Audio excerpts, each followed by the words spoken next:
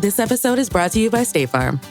Knowing you could be saving money for the things you really want, like that dream house or ride, is a great feeling. That's why the State Farm Personal Price Plan can help you save when you choose to bundle home and auto. Bundling, just another way to save with the Personal Price Plan. Prices are based on rating plans that vary by state. Coverage options are selected by the customer. Availability, amount of discounts and savings, and eligibility vary by state.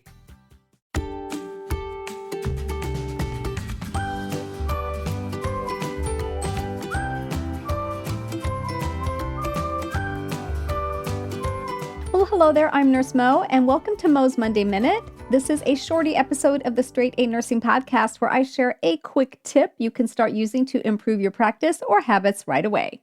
For more in-depth topics, check out the episodes that I release on Thursdays.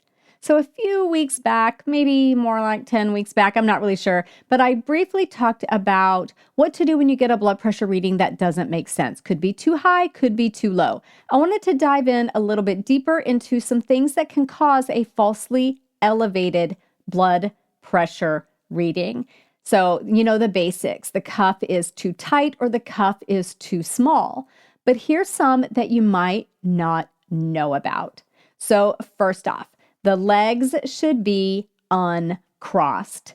Crossed legs can increase systolic blood pressure by 5 to 8 millimeters of mercury. So make sure your patient, whether they're in bed or sitting in a chair, that their legs are not crossed. How about sitting without back support?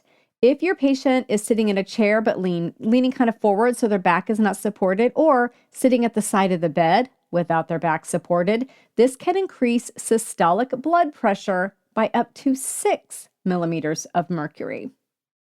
What about when you've got your patient sitting in the chair, for example, and their arm is just dangling and unsupported, and you're taking the blood pressure on that arm? That can increase systolic blood pressure by 10 to 12 millimeters of mercury. That's a big jump, right? So you want to have them sitting in their chair or sitting in the bed with their back supported, legs uncrossed, and that arm that's being measured supported. What about if you're talking during the assessment or the patient is talking during the assessment? Now, I feel like most people know that the patient should not be talking, but neither should you, because even that act of them actively listening to you as you're giving them instructions or what have you can increase systolic blood pressure by up to 10 millimeters of mercury.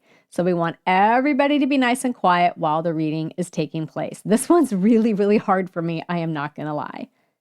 What about putting the cuff on top of clothing? I see this done all the time. And depending on the thickness of the material that you're trying to wrap that cuff around, this can increase systolic blood pressure by, drumroll please, up to 50 millimeters of mercury.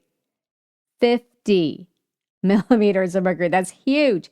So I know it's a hassle, especially if the patient's not in a hospital gown, to have them pull the shirt cuff up or pull the shirt up or take the shirt off, but really that is the absolute best thing.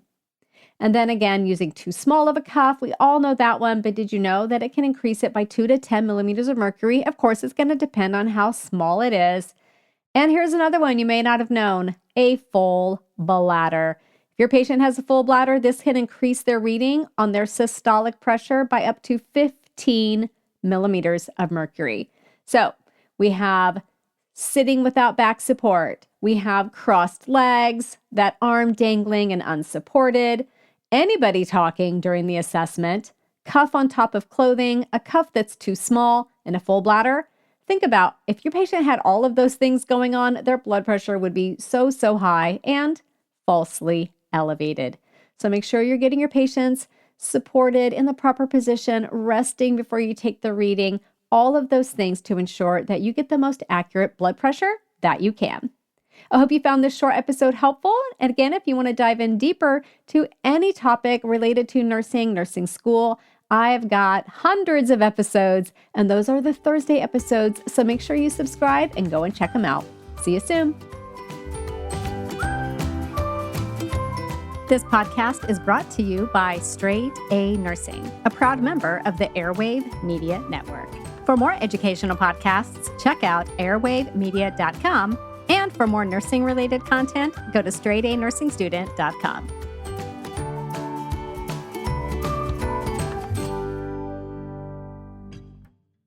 Mamá, papá, mi cuerpo crece a un ritmo alarmante y la ropa que me compren ahora me quedará muy pequeña muy pronto. Pero su billetera no tiene que sufrir por la moda con los precios bajos de la vuelta a clases de Amazon. Amazon, gasta menos, sonríe más.